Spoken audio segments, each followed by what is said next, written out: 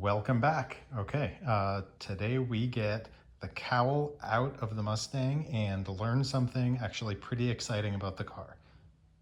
So I'm going to break this down into a few different steps. Get the brake booster and master cylinder out of the way, the steering, the wiper motor, and the heater box on the other side of the firewall, and then all the electrical out from around here. Let's get going.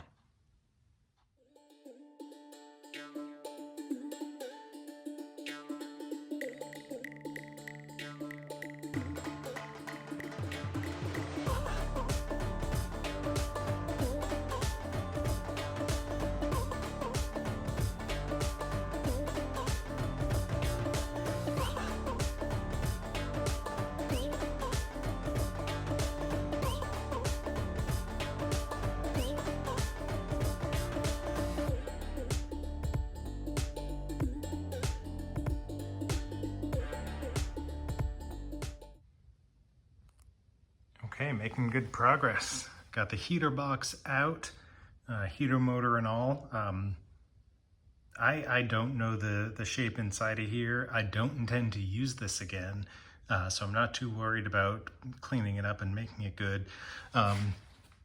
Also got the, excuse me, brake cylinder, booster out, heater hoses, and one of the things I try to do, I try to bag and tag everything.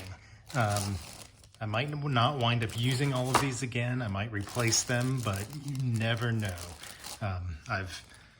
For want of a nail, I've come across scenarios where I really wish I had done this and labeled what that one bolt came from and did not.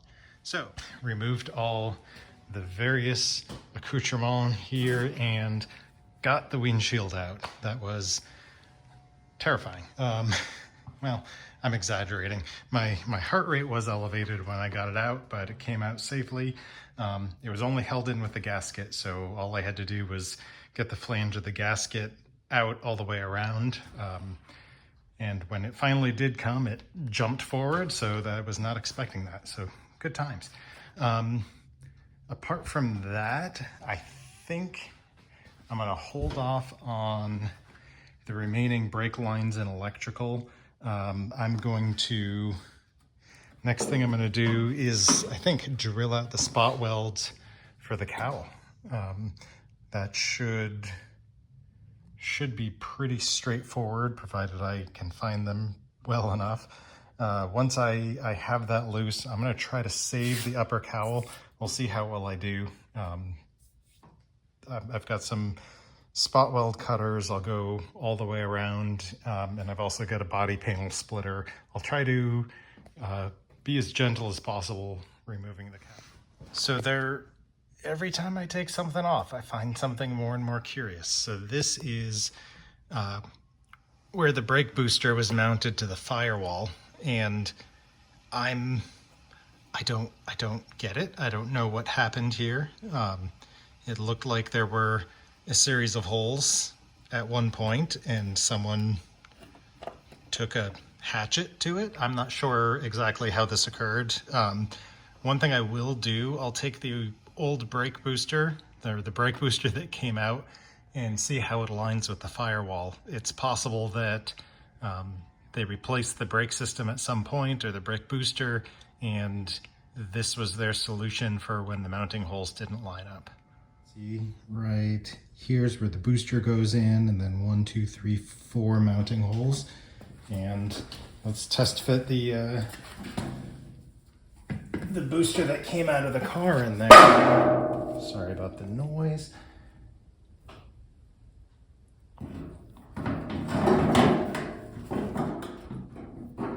That is a perfect fit. And hole number 5. So I went ahead and lowered things down a little bit. What I wanted to do was support the front end with these stack jacks kind of as I'm working. I still have as backups the jack stands there, but I wanted something that I could level up and down more than just the coarse increment of the jack stands, which is a big part of why I got these stack jacks. So they only reach so far. So in order to do that, I had to lower the whole car down a few inches. Not a big deal. I can still get underneath it. I'm not doing too much work underneath. But this will allow me to take the rest of my little stack jack, trailer jacks, whatever you want to call them, and put them to where they need to be, just to support kind of through both sides of the floor supports. These two are under the front of the floor support where the torque boxes are, and then I want to get the front as well. It might be overkill because we've got the frame rail that's in great shape holding everything, but as I'm cutting away material here, I don't want anything to loosen and shift around. But what I did notice as I was doing all this, I've got a laser level here, and you might be able to see I'm measuring down from certain points on the car just to make sure it's level. And I went back and forth a ton of times. I thought I was doing something wrong. I finally got both front and back to be level, side to side, not necessarily front to back, because I know my garage floor has a tilt to it. So I just wanted it as level as I could. And I was chasing it around. I would adjust the front, get it good, and the back would be 1/4 inch at a tilt and back and forth. I found out this car actually has a twist to it, which not a huge surprise considering everything else that it has going on. So I got that leveled out as best I could, at least at the rear where the leaf springs mount and the front of the rockers and torque boxes. So those are level side to side. I still have I still have a little bit, the front of the frame rails askew here. So I'm going to see as I tackle things if I want to do anything with that. It's not terrible. Odds are I'm just going to reassemble things as they are, but when I have the aprons apart, I'm replacing this battery apron, I might see if I can move things around a little bit. I'm not going to go crazy unless I find something really insane and replace the front clip. Yeah, that's not the direction I want to go with this. Okay, going front to back, I've got 2 on the very corners, the very front of the frame rails there. I've got my 2 jack stands, which currently don't have any weight, but they're right underneath the engine mount points. That's kind of my, oh no, something went very wrong, don't kill me. I've got 2 at the front where the floor support and torque box overlap, and then 2 at the back of the floor supports. So just kind of all the structure from there to the front is being supported. I know everything is level side to side for the most part. We already talked about that right there. We're gonna burn that bridge once we have things apart a little bit. So now I'm confident that nothing is gonna shift as I start cutting away structure. It's, again, probably overkill, and if this surprises you, watch more videos.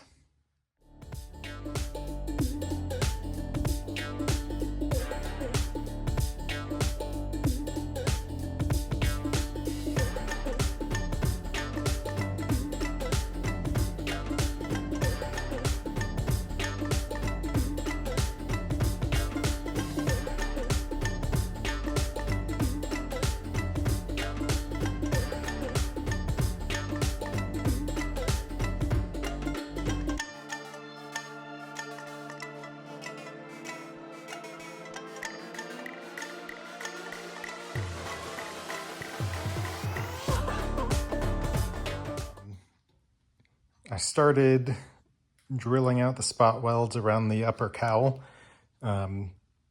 paying particular attention to along here. I don't know if I'm going to replace this panel once I'm in there.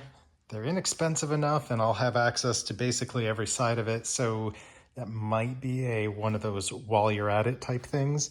So we'll see, but either way, I wasn't interested in just drilling straight through. So I've been carefully drilling out these spot welds and separating.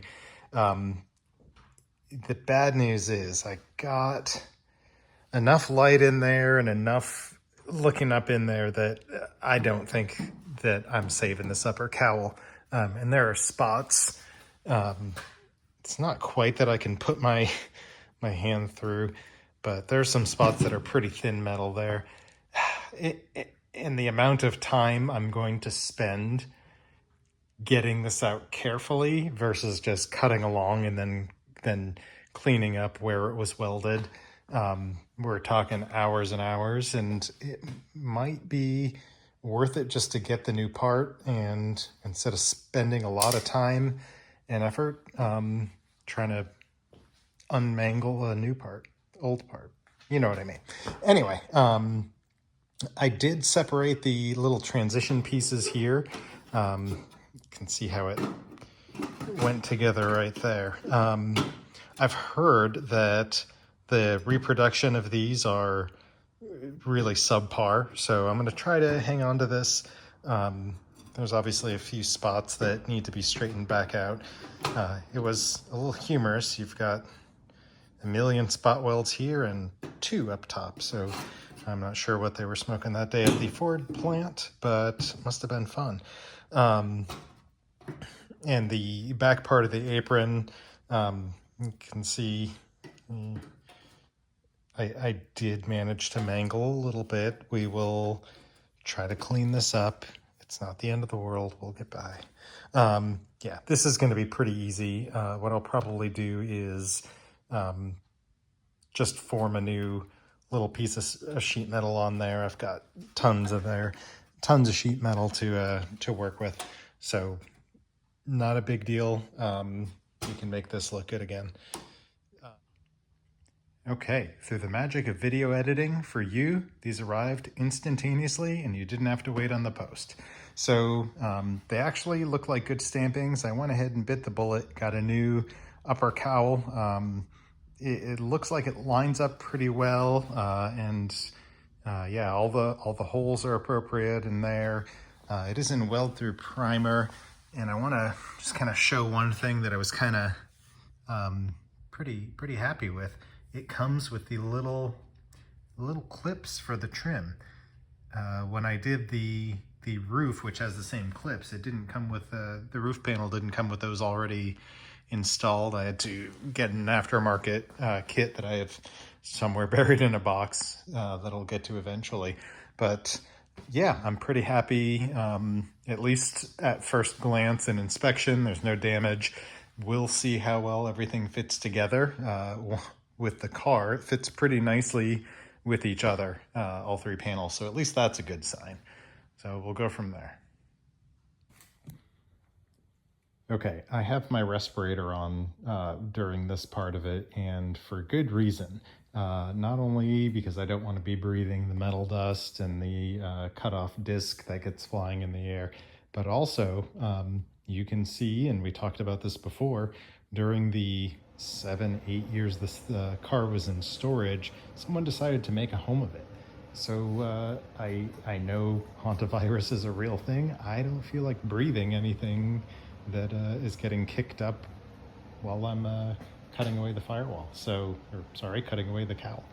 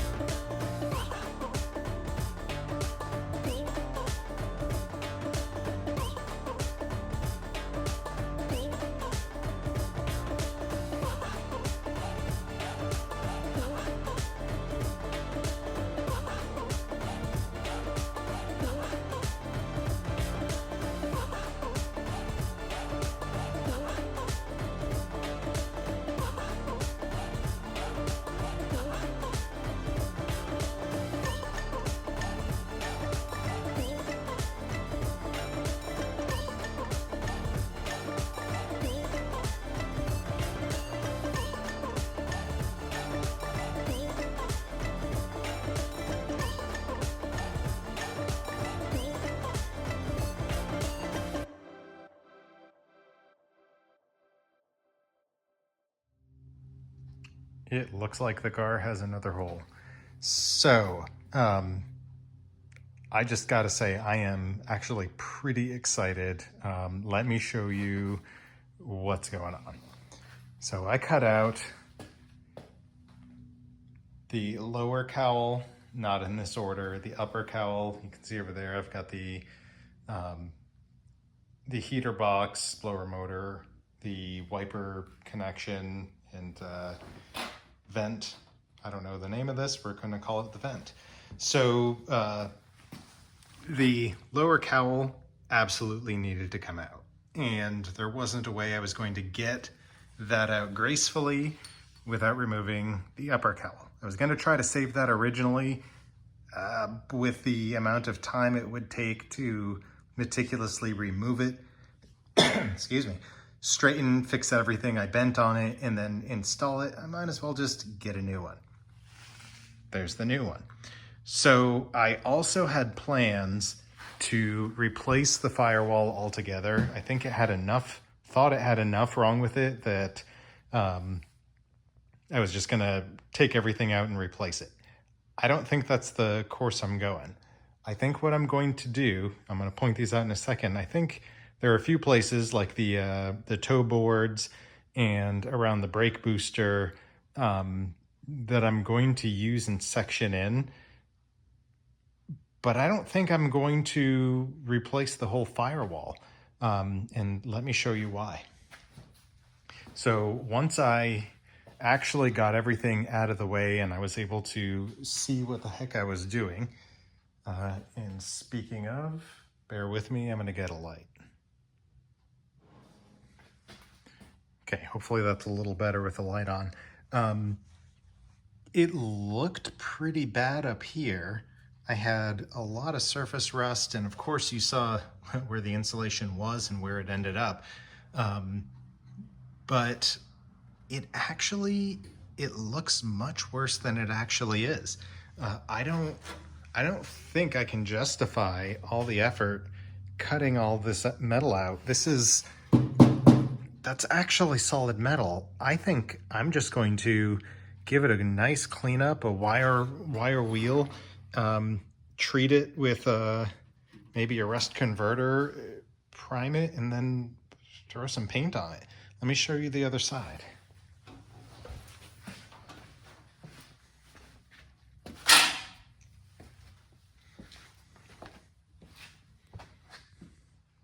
So again, I mean, even solid metal surface rust, but this is all solid all the way across. Obviously I had to cut out the old firewall to install the torque boxes there and there, but that's easy to section in. That's just straightforward. Put that in and then the floor goes on top of it. Let me actually show you this. I had shown this in another video, but this is a close-up of where the brake booster was. This is so mangled, it would need a lot of repairs. I'm probably just going to remove things around it and section in the new reinforced area where the brake booster goes. Yeah, basically remove this as best I can. I think it can come all the way out. And while I'm at it, I can treat it for rust, but yeah, even that, I mean, everything has surface rust. None of this was treated metal, but it's still pretty good after coming up on 60 years. Are we at 60 years now? Well, we'll figure out the math later. Anyway, I just wanted to share Cowl out of the way. I'm super thrilled with finally some news where I learned more about the car that doesn't involve more time and work and setting everything back a long time. Yeah, I'm stoked. I should mention I do have an entire new front to back wiring harness for this car. That being said, I'm still labeling things as I disconnect. The only exception is I found this gem up behind the firewall, just kind of floating there. Nice little wire nut and things just floating in space. So Yeah, this, I don't think I need to label this. I think we're pretty sure where this is going, and that's right in the trash. All right, this will be the end of this video. Thank you so much for watching, for sticking around. Let me know in the comments if you have any opinions on the firewall, if you see something that I missed or have a good reason why you think I should actually go further, cut it out, and go from there. I'm always open for input, and yeah, let me know. Thank you so much for watching, and stick around. There's going to be a lot more to come.